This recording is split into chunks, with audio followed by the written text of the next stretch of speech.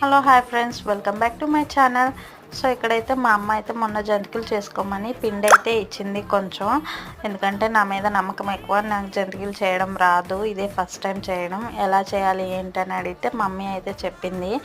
So వేడి నీళ్ళు బాగా కాచి అందులో వేసి కొంచెం వాము, జీలకర్ర, నువ్వులు, ఉప్పు వేసి బాగా కలిపి మెత్తగా చపాతీ పిండిలో పిసుక్కొని అయితే చెయ్యి అని అనింది. నాకేమో తొందర ఎక్కువ కదా, అందుకే జంతికలు అయితే ఇలా చేసి ఆయిల్ హీట్ ఎక్కకుండానే వేసేసాను జంతిక. ఫస్ట్ది అయితే అటర్ ఫ్లాప్ అయిపోయింది, సరిగ్గా రాలేదు, మాడిపోయింది కూడా బయటికి తీసేసరికి. రెండోసారి ఏమైంది, రెండు జంతికలు ఒకదాని మీద ఒకటి వేసేసాను.